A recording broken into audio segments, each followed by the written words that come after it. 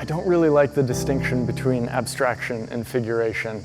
I don't even like the distinction between conceptual and non-conceptual. You know, I am a process guy, but the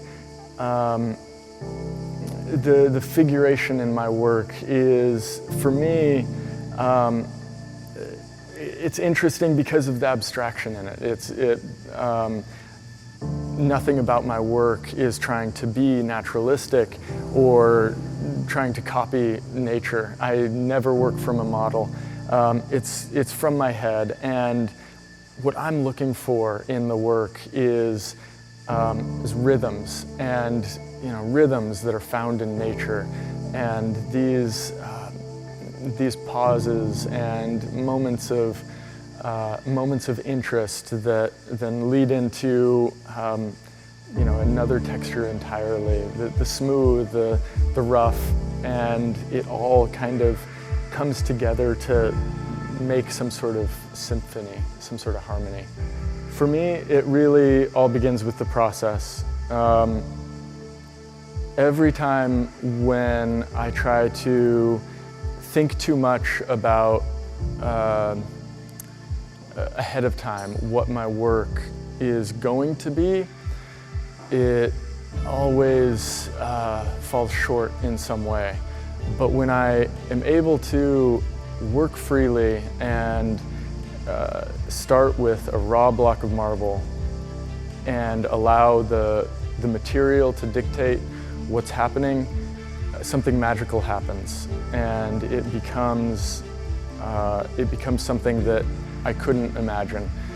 Intuition and process take over. The tools allow for new meaning, new life. What I'm trying to do is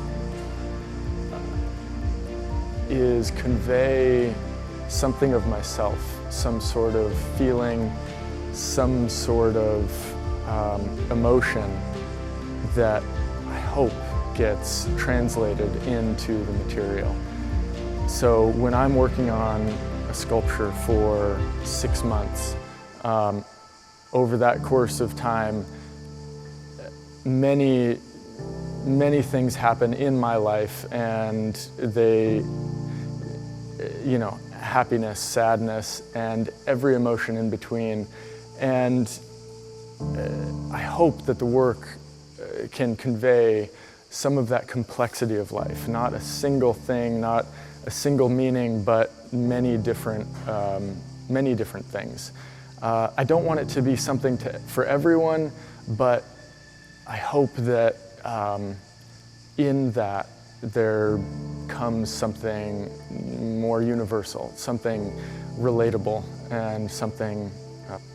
When I never plan ahead of time what I'm going to make. I find the block of marble first. And one of the beauties about living here in Carrara is I'm right in the quarries, I'm in the mountains. I can pick out the most beautiful stone in the world and make it my own.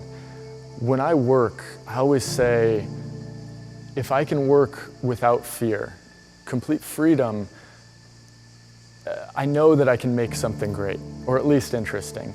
And it's important that, especially when working with such a precious, beautiful, and scarce material, that I can be free and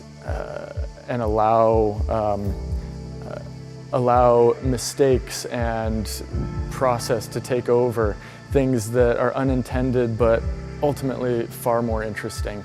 And so when I find a block of marble, I'm not looking for perfection. I'm looking for, it's sometimes difficult to know when to stop, when to finish a work, but when you know, you know. And it, that's half the battle, is finding that place. A lot of times when I'm working on a piece, I think I'm finished, and I have to set it aside for a couple of months, and I come back to it, and I look at it over the course of those couple of months, and maybe it's me that's changing more than anything else, but I see something in there that just needs a little adjustment, and I take it, and it just needs another couple hours with the stone, and then I arrive at that magical moment where I know it's finished. So that's really what I'm working towards, this kind of magical moment that is indefinable. I don't really